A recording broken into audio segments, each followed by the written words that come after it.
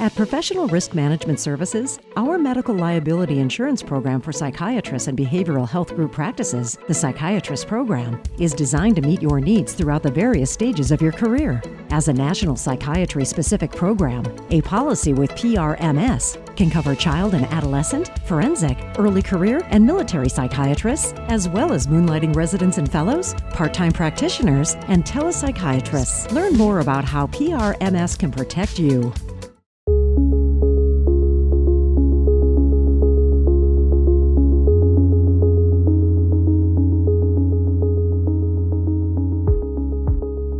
All right. Well, thank you so much to everyone for coming. I really appreciate you all being here. I'm very excited for this opportunity. I can start by introducing myself and then introducing Dr. Hutchinson. So my name's Dr. Jacqueline Feza. I am a PGY2 resident psychiatrist, PGY2 resident physician in psychiatry at MedStar Georgetown University Hospital. I'm very interested in child and adolescent psychiatry. I'm actually originally from New Jersey, but what brought me to the DC area was I attended George Washington University for undergraduate and also for medical school. And I'm really excited for what comes next in my training and pursuing child and adolescent psychiatry. Now, without further ado, I would like to introduce our wonderful guest, Dr. Janice Hutchinson. She is a distinguished pediatrician, psychiatrist, educator with decades of service in medicine, public health, and community outreach. And she's held leadership roles in clinical care, medical education, and federal service, including as a medical officer in the U.S. Department of Defense and the Air Force. Dr. Hutchinson has also authored numerous publications on child psychiatry, violence prevention, and health disparities, and she's the co-author of a book titled Losing Control: Raising a Bipolar Child. Her career spans international medical missions in Haiti, Liberia, and Thailand, academic appointments at Howard University, and decades of community engagement through outreach, advocacy, and public speaking. She's recognized with awards such as the 2023 University of Cincinnati Distinguished Alumni Award and the 2025 Washington Psychiatric Society Service Award. And she continues to shape conversations around child and adolescent mental health, resilience, and equity in healthcare. A little bit about this podcast. So this podcast series was developed by Dr. Enrico Suardi as part of the WPS Career Leadership and Mentorship Program, and it was created to allow psychiatrists in training and early career psychiatrists to learn from experts on various topics and stimulate discussion on these topics. So if you have any questions during the discussion, please leave your questions in the chat, and we will have a discussion portion of the session at the end of the session. So without further ado, I will get started with the first question. Dr. Hutchinson, thank you so much for coming and speaking with us. So one thing that I was wondering, and I'm sure many others are wondering as well, is what inspired you to initially pursue medicine and then later to specialize in both pediatrics and psychiatry? First of all, thanks to Dr. Swarty for creating this opportunity, and thank you, Dr. Feza, for your very wonderful introduction. What first inspired me to come to medicine, I was about 5 years old, actually. At the time, I was kind of a miserable 5-year-old in that I was seeing a pediatric allergist who happened to be female, by the way, there in Chicago, my hometown. It was our family event every Saturday to go to her office so I could get anywhere from 2 to 4 shots, which I was extremely displeased about. However, the good news was she had all these wonderful books. We had books at home, but she had some books that I didn't have at home. And so it was really a joy, actually, to engage with this book, with the books. In addition to that, we had a family physician. Mom used to take my brother and I have a twin brother. She used to take us to this family physician, who was kind of like your country doctor. He did not have a fee schedule, believe it or not. And so people paid him whatever they could afford to pay him. And he accepted that. And I was always kind of inspired by that, of course. And then again, I was reading books about by people like Dr. Tom Dooley, Dr. Albert Schweitzer, and I really became enamored of the idea of being a missionary doc. So I was about 5 years old when these factors came together, but also my mother was a tremendous influence. My mom had been sickly as a child. She had rheumatic fever. She told me she had always wanted to be a doctor and had not had that opportunity. And so all of those things put together, my mother was a very generous woman, and I watched her every single day. She was a full-time housewife with my brother and I. Our father traveled a great deal. So this kind of confluence of characters is really what brought me to child medicine, pediatric medicine. Thank you so much for sharing. I think a lot of us can relate that we've had many influences that kind of all inspired us in different ways to pursue our path. Um, well, of course, during, and after training, you ended up being inspired to pursue some opportunities abroad. And I was very struck by your extensive experience abroad, including studying abroad in Germany, during college, and then practicing medicine in Liberia, Thailand, and Haiti.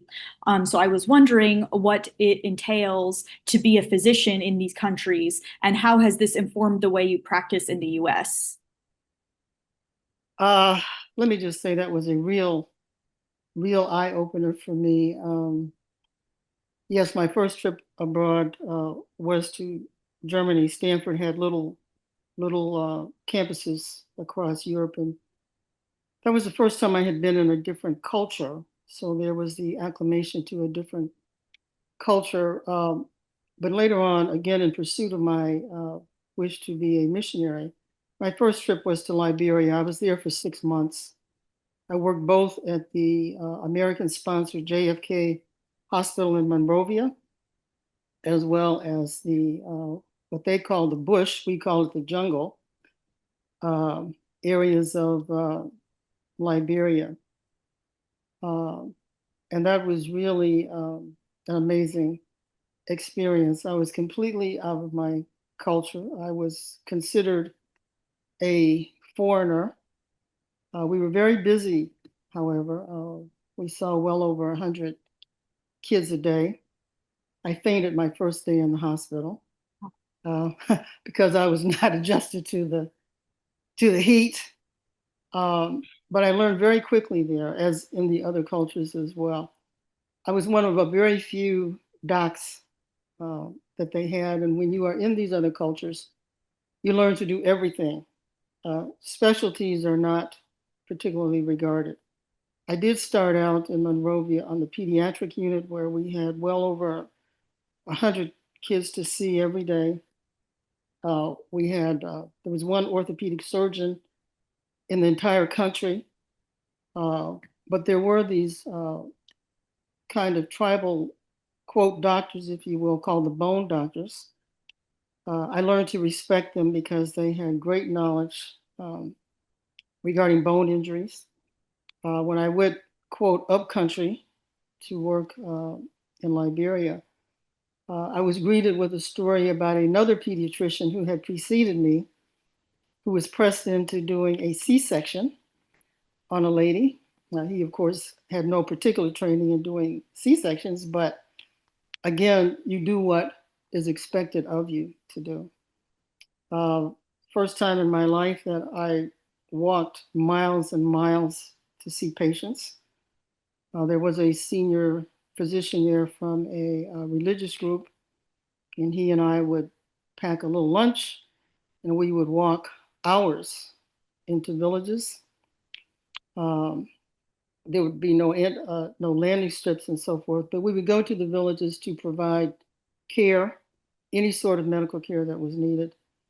as well as to try to train people in the villages to receive care. It was the first time I really had patients who were at a level of poverty that I had not been exposed to before. We take so much for granted in our own personal and professional lives here in the United States. And I will admit that that was something of a shock to have that kind of experience. And so I think that was the most difficult part about being there. The people were warm and gracious and welcoming. The next trip I think I made was to Thailand. It was after the reign of Pol Pot. I was in a camp about an hour and a half south of Bangkok, maybe an hour north of Phuket. We had patients from Cambodia, Laos, Vietnam. Camp was run by the Thai military. We did have 1 week of orientation at that time, so we did have some effort to acclimate us to the culture. I went as part of a team from Georgetown, actually. I was the attending with 6 medical students and 2 residents. Again, we saw well over 100 kids a day. We saw most of the patients to be seen. We operated the inpatient unit while Doctors Without Borders did the outpatient. It was a learning experience in many ways, and I found being there, at times I had to reach inside of myself for things that I didn't even know I had. I didn't know skills, thoughts, feelings that I didn't know I really had, because I was really meeting differences there. I had an interpreter, just by way of example. I had an interpreter. I don't talk about this. I speak about this very rarely, actually. I had all kinds of interpreters, actually. I had interpreters from all of those countries because that's how we communicated with the patients. I had an interpreter who asked me, he and I had become very good friends. He was interpreter from one of those countries, who asked me if it was true if African Americans had tails. Clearly, I was not ready for that question, but I recognized immediately that his question was not out of malice. His question was out of a need to know. He had some misinformation, and he was attempting to explore that. So we had a conversation about that, a very friendly conversation. My interpreters were wonderful. Uh, there were other things that also occurred. In the midst of all of that, though, it was the first time in my life I had been without food. I have felt great compassion for people in the Gaza Strip, the Palestinians, especially when I read that the doctors and nurses in those hospitals do not have food as well as their patients. That was our experience many times in the Thai camp. We had no food, none of us. And so that, having to work in conditions where there was not that kind of sustenance was very different.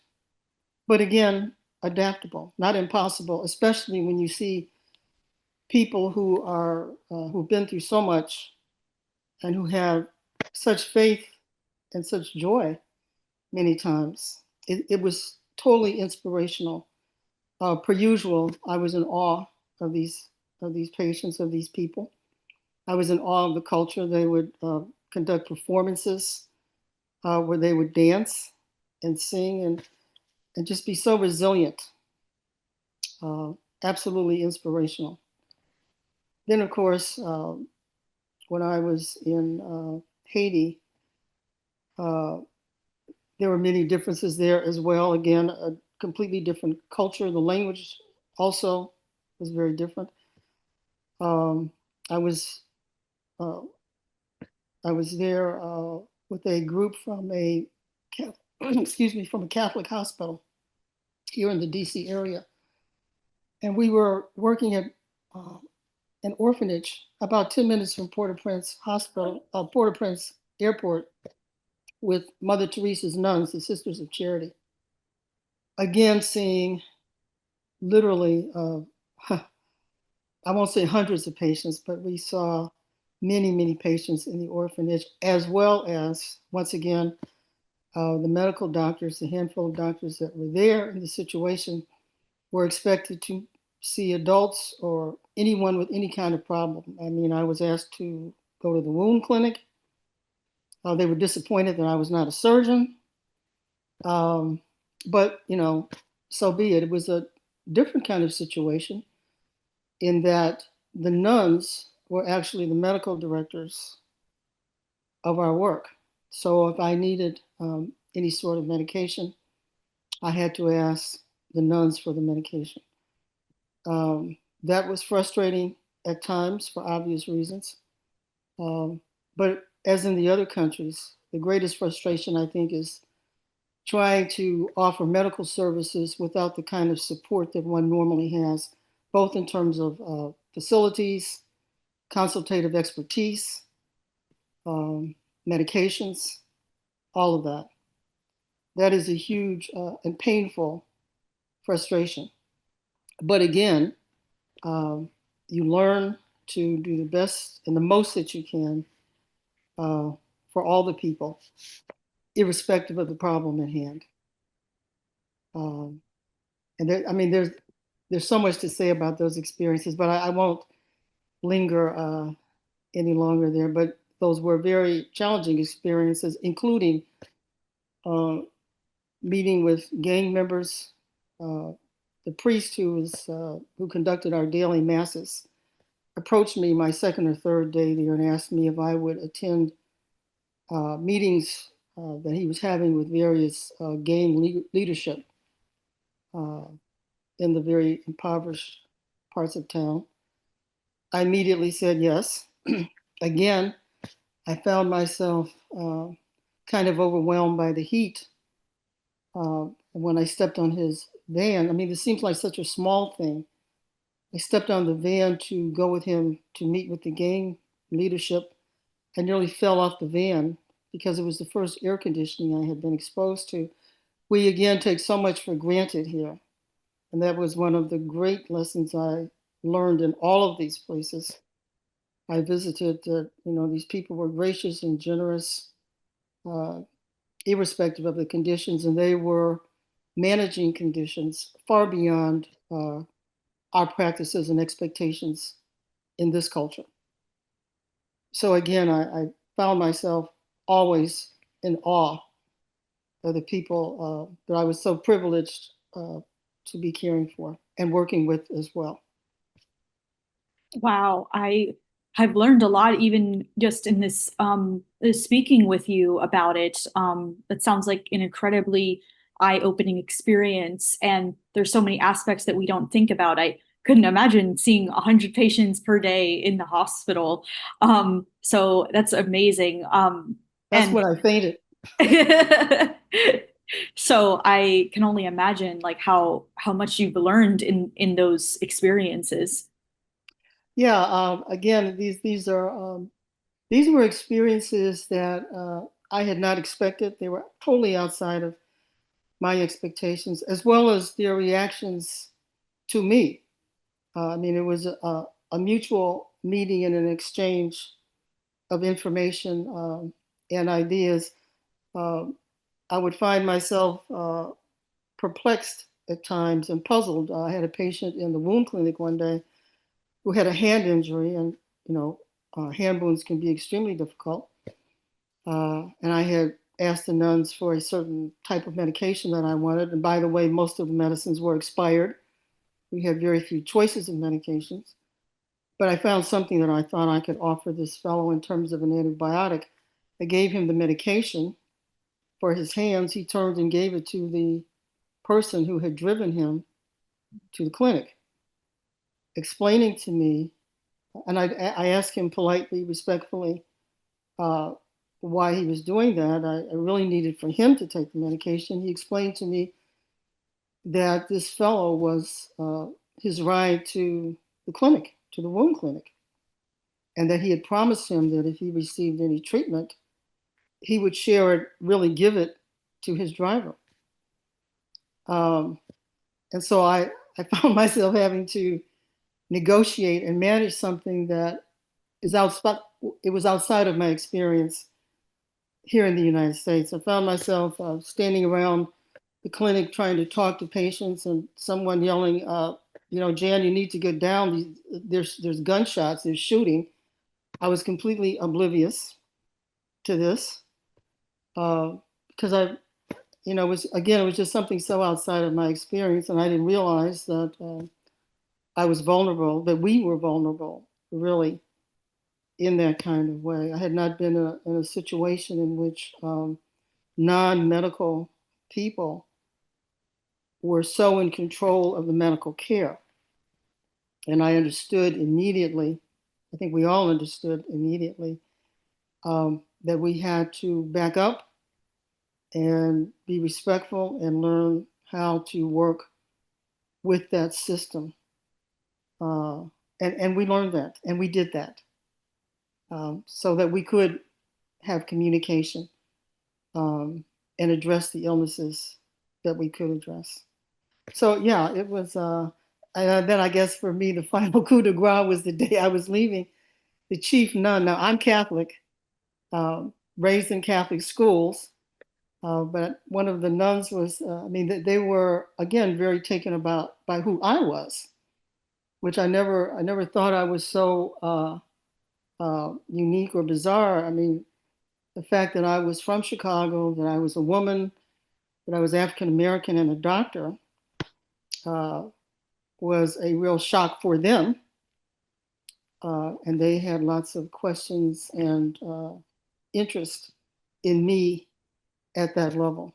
So again, this is a convergence of cultures trying to come together to provide and receive the best care that we could offer in those circumstances. I planned to return to Haiti at one point, but that was interrupted obviously by the COVID crisis, first of all, and then more recently, the political landscape that exists there now. So that's all on hold. Yeah, that's unfortunate, but your experiences sound so incredible. Transitioning to some of the incredible things you have done stateside.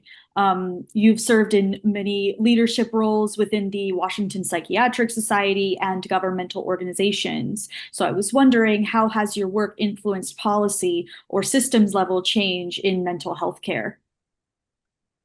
Any change that comes around obviously comes from a collective effort, collective people, collective policies. When I was asked to be the director of children's mental health for the district, I agreed to take the position only on the condition that we could establish a school-based mental health system in the district. That was more challenging than I thought it would be. However, we made, I thought, remarkable progress. It entailed, of course, meeting with the superintendent, sub-superintendents, principals. I learned a great deal about the school system that I had not known, how it operates. But at some point, we were actually able to do something that that really began first at Yale. The district was the second city in the country behind New Haven to create an alliance with the police department.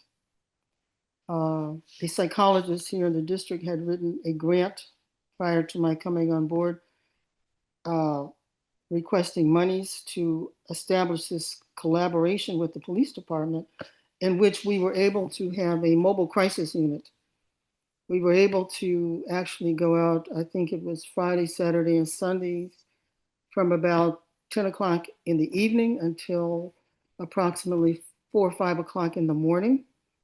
We were able to drive through areas of violence. We were able to meet with kids on the street. We were able to address issues of domestic violence with the kids who were exposed immediately at the point of violence.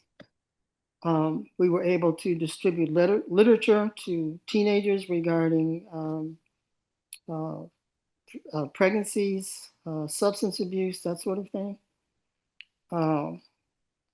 We were able to also even include an anti-teenage prostitution outreach in which we approached kids. I didn't know much about prostitution at the time, but I learned there are avenues of the district in which prostitution is at high levels at certain times, especially on the weekends. And we were able to join with the police department to reach out to kids as young as 9 years old, by the way, who were being prostituted. In one particular case, a fellow was prostituting his two very young daughters. People were being prostituted by a variety of people, usually the Johns, the pimps, and so forth. But we were able to reach out, with the offer of some hot chocolate, condoms. We had possession of books that described the trafficking of girls primarily from various parts of the country. We were able to identify some of those girls on the street, and occasionally we were able to pull a girl into our van and talk with her about getting her off the streets, getting her into a better environment, getting her back home, even. So that was a major effort. I was disappointed, though, that we were never able to pull a male child prostitute off the streets. I thought a lot about that. I'm not sure why we were not successful in that way. I think it had to do with not having a strong enough male presence on our outreach unit. And also, there are simply different issues with young boys who are on the streets. So that was one collective effort, which has now been copied, by the way, in other cities. We were also able to provide mental health services in many of the public schools. We had mobile crisis outreach during the day. We would get calls from public schools in the district that they had a child who was suicidal. In one instance, a child had gone up to the roof of the school. We had incidences in which parents would call, teachers would call rather, and say that they suspected a child was being abused and neglected. A child was not receiving incidences in which they suspected the child was not receiving proper financial home support, and so forth and so on. There were times when we were backed up with calls. We'd have 5, 10 calls in a day. We only had so many people to go out on the team, but we managed, and we saw every person, every situation in which there was a need for our presence. We participated in the residential treatment units that made decisions about where kids could go. We helped to establish policies for kids in residential placement. We worked in the juvenile justice system here in the district. We were the primary resource for seeing kids in detention. And that was very important. I never thought I would be involved with forensic pediatrics, child psychiatry, but there you go. As Condoleezza Rice said once, your life rather unfolds and you get pulled in directions you did not expect. So we were able to see kids in detention and learn that many of these kids, most of them actually were victims, not only the girls, the boys as well, were victims of abusive, neglectful situations. Many of them had learning disabilities that were unaddressed. Many of them had had very poor medical care over the years and were really on some level inappropriately placed in detention. Many of these kids would have better benefited from a hospitalization or intensive outpatient practices. So we were able to move into that situation and work with staff, with the leadership, to try to create different pathways for these kids. and deter their recurrent return to the juvenile justice system. So just as an idea of some of the opportunities that were there, that were a surprise, really, for all of us. That is fascinating. So clearly you've had many enlightening experiences over the course of your career, many of which unfortunately we won't be able to get to today due to time. But I was wondering, what changes have you seen in child and adolescent mental health over the course of your career? That is a great question. Um, First of all, when I was in training, there were about 6,000 child and adolescent psychiatrists. Let me just say, I did pediatrics first, was board certified in pediatrics, and subsequently decided that a lot of pediatrics is child psychiatry.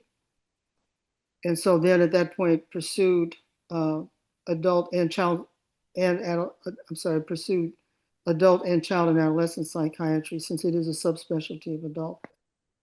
Um, and so now we probably have maybe 7,500 child and adolescent psychiatrists, still way too few, more than the time during which I was training. We have seen that pediatricians, that there is now a pathway by which pediatricians can be trained in child psychiatry. Um, there's that kind of pathway, special programs for pediatricians, as well as the establishment of the triple psychiatry residency and board training as well. Um, we, we're at a time now also where there are more residential treatment facilities for kids. At one point, there were hardly any. We know now there has been in more recent years, last 10, 20 years, I guess, since the inception of Prozac, there has been a new introduction of medications. I think Prozac was actually somewhat revolutionary in that after the introduction of Prozac to treat child depression, child and adolescent depression, the suicide rate among kids dipped significantly.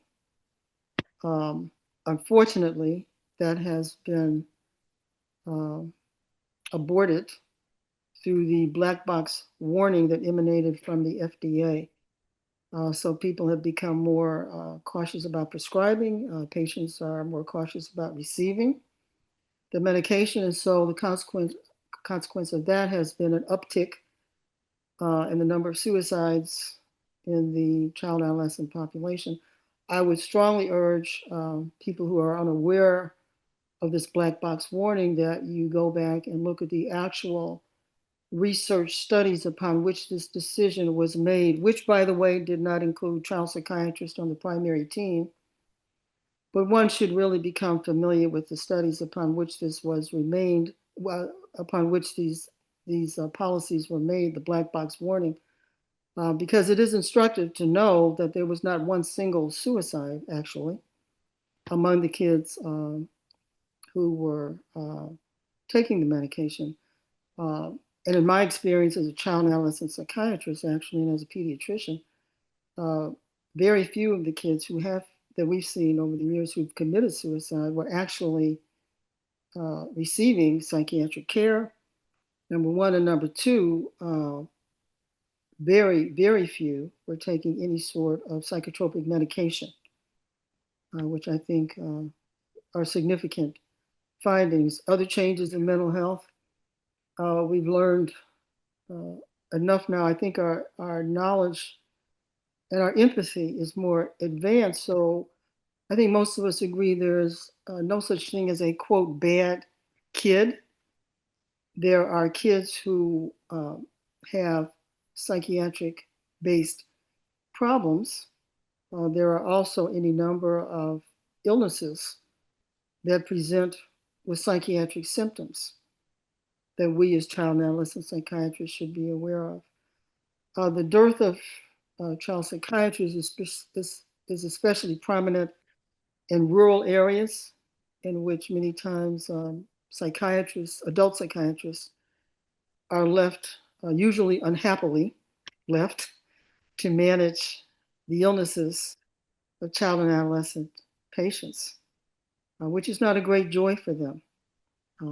It's very clear in conversation that's not really something that they are eager to do or are trained to do, really. So we have many gaps, really, in care for children, and now certainly we need child and adolescent psychiatrists in particular more than ever. We need psychiatrists more than ever. We are living in incredibly stressful, painful times, and so the need has clearly escalated. We just have huge gaps, and that's something still to be addressed as we go forward. Absolutely. And child and adolescent psychiatry is, there are many aspects of it that are very distinct from adult psychiatry. So I imagine it would be quite difficult for an adult trained psychiatrist to also have to take on all of the caseload of the children in the area. Yeah, it is a real challenge. It's a challenge for the child and adolescent psychiatrists even. We're also we're living in a day where mental health among kids has changed dramatically as we look at an escalation of bullying that has occurred. The introduction of technology has had a major impact on children's mental health. People are subject to internet vitriol from other kids. There has been a lack of empathy that is shown. People are able to say very hurtful, damaging things that have resulted in suicides. The technology in general, I mean, kids have iPhones and text each other sitting right next to each other. So, and adults do the same thing, but it seems to be especially prominent in the child population. So kids do not know how to communicate concerns. I think we've lost a lot of empathy and compassion. You can only say so much, come on now, in a text message. And Only, the kids are so young getting iPhones and everything. yeah, exactly. Exactly. So they don't know how to communicate. There has been this kind of coldness and crassness that has been established. It's easier to lose one's compassion and empathy through the use of technology. Technology has many wonderful outcomes. It's true, but it has done, I think, also great damage Mhm. because we have so lost, and especially the kids do not know how to address problems and issues in ways that are nonviolent. You know, diplomacy, if you will, uh, has lost its magic because kids don't learn really how to communicate with each other, with adults, with anyone. It's just not there for them. Absolutely. Lastly, I was wondering what advice would you give young physicians and advocates who would like to follow in your footsteps? Um, I don't know what I say about following in my footsteps because I have made many mistakes and would do many things differently, actually. Not so much differently, but uh, maybe would make some changes and approaches. But I think what's important, though, for young physicians and advocates is not to make assumptions about kids and their families. It's always of course, it's important to have history and data from parents, absolutely. But it's very important to always recall that the child is the center and the reason for a meeting with parents and assessment. And so it's important not to be superficial with the kid, to learn to be patient with kids, to let them take their time, to let them know that you are genuinely interested and that what they are doing counts, how they're thinking and feeling counts. It's important to raise a child to understand that they can say and express feelings in the safety of their home without worrying about drastic consequences. It's important for kids to know that they can reveal episodes of abuse involving family members and others, even if the family member is someone they know that the caretaker loves. It's important for the child to know that they have a space and a place to bring that home. It's important to be curious enough with kids to ask them hard questions when a kid is having some problem or issue, especially if it is recurrent and nobody can figure out what's going on. It's okay to check whether or not there is some sort of substance abuse in the background. Is there an issue with sexual identity in the background? Whatever might potentially be there. It's so important to make eye contact with the child, to uh, listen for what is not being said. It's important to understand the lifestyle of our patients, know about the circumstances in which our kids are being raised, who they are exposed to. And especially in these times, it's important to have some courage. Courage across a number of areas. Let me just put that out there. But also courage with our kids. I mean, we are living in extremely challenging, difficult times. We cannot lose sight of that and how much more difficult this is for our kids to interpret and sort out and try to figure out what in the world is going on out here. So we do have to have courage with our children, to listen to them and to stand for them. Um, I have and we have to support our kids in terms of being excited about them and for them. I know of a situation in which the kids from kindergarten through eighth grade, when at the beginning of the school year, the parents and teachers, everybody comes together. And on the very first day of school, they clap for the kids coming into the school. And on the last day of school every year, as the kids leave by grade, the family, the parents, the teachers, support staff, they're there applauding the kids. We have to find more ways to enhance communication and esteem among the kids and not leave them so alone in life and wandering. So just those are just some thoughts, and I'm sure our audience has many more thoughts on all of these subjects as well. Absolutely. Thank you so much for that insight and for this wonderful interview. Now I would like to open up the floor to any questions that our audience members might have.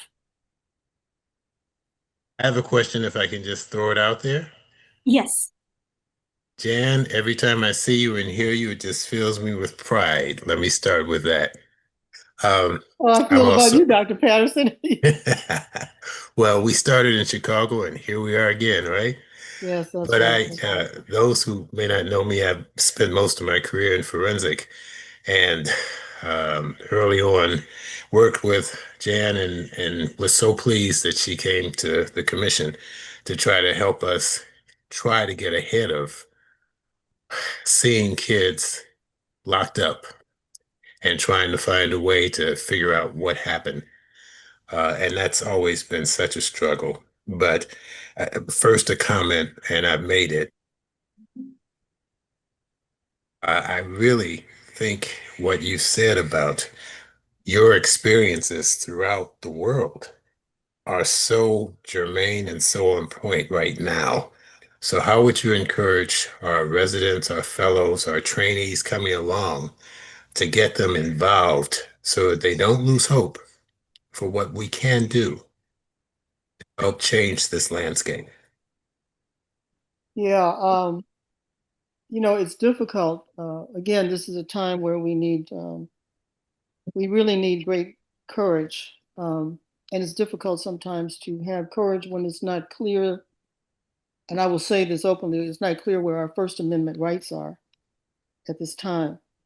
Uh, but as physicians, part of our job as physicians really is to be advocates for our patients.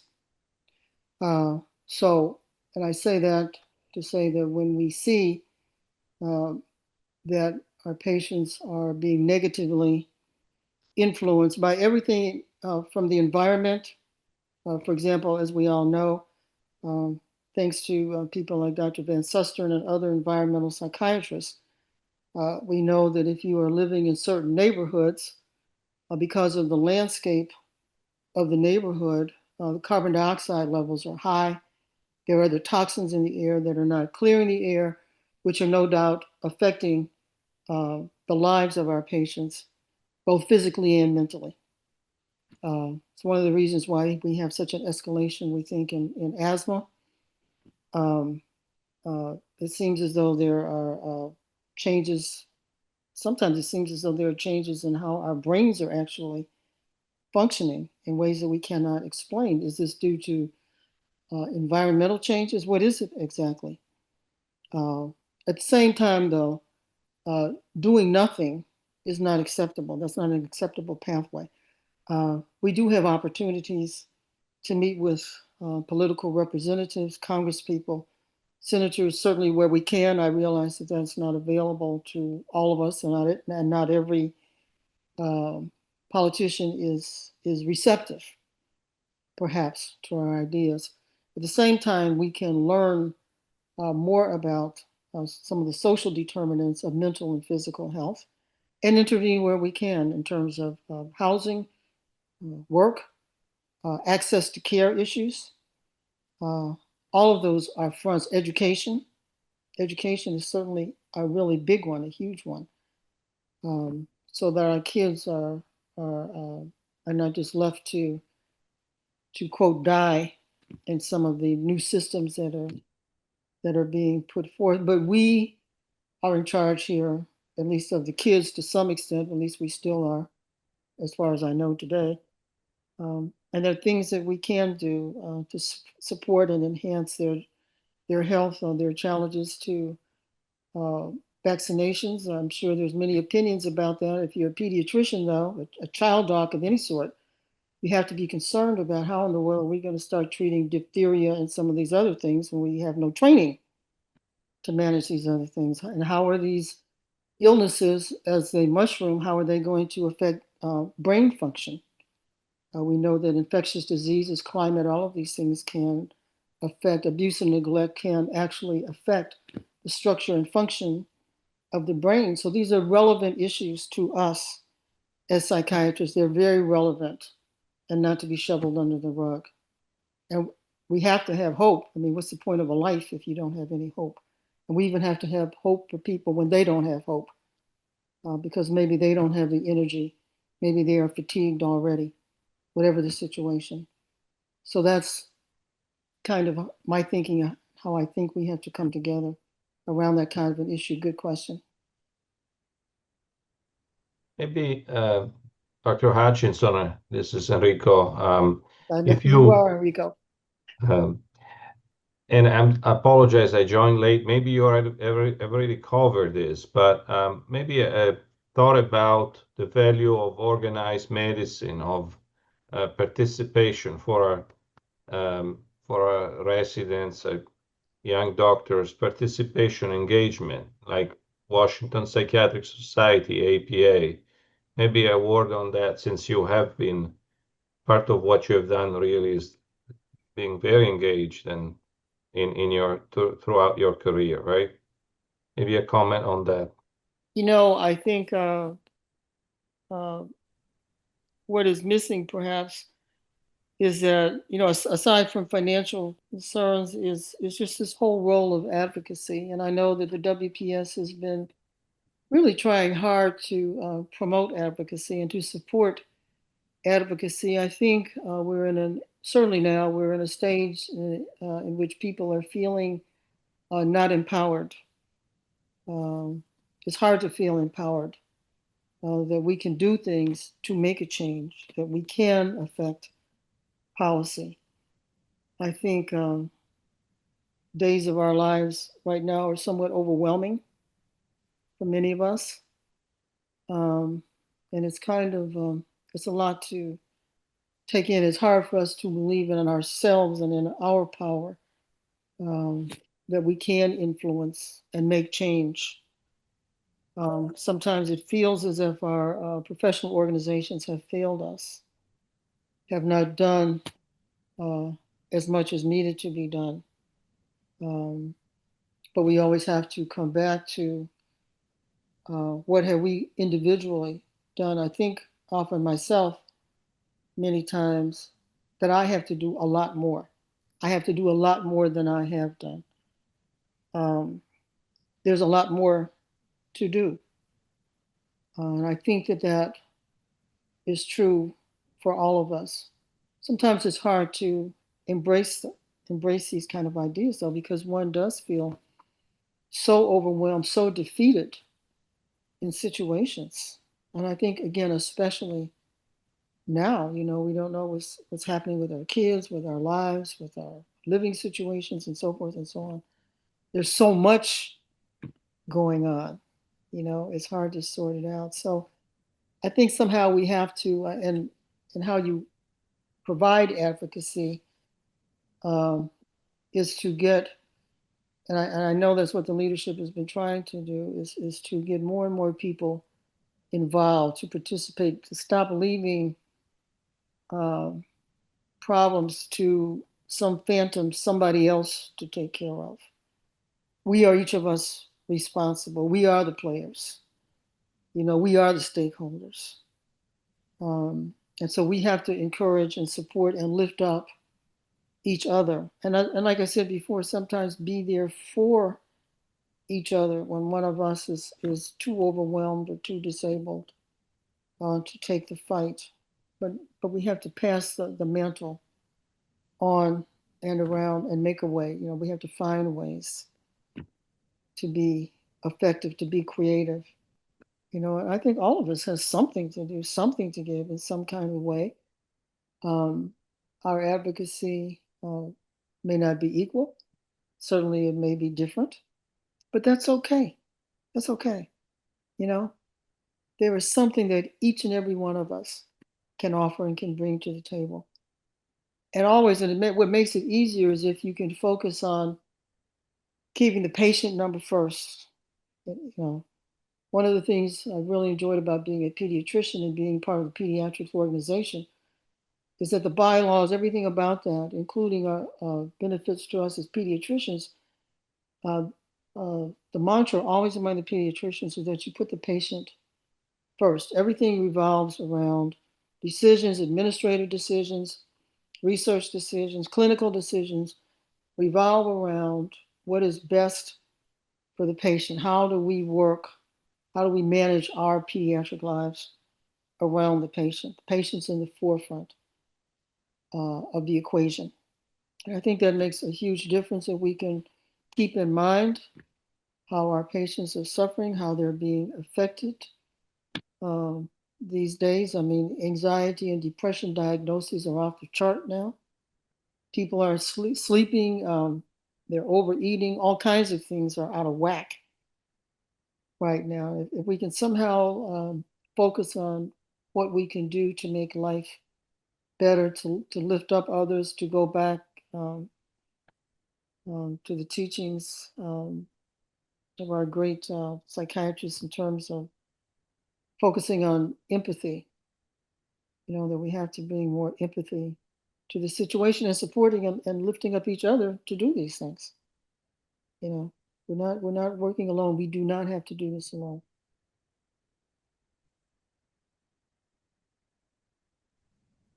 Thank you so much for your wonderful insight, Dr. Hutchinson, and your time.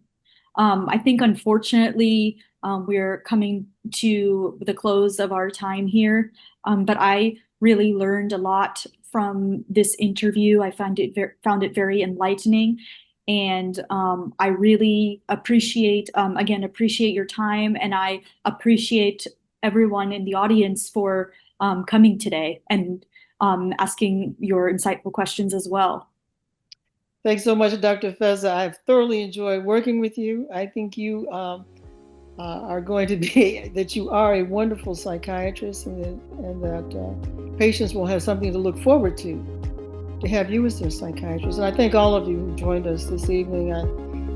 It's important for us to share ideas, and I hope that we can, all of us, do more of this and be resources for each other.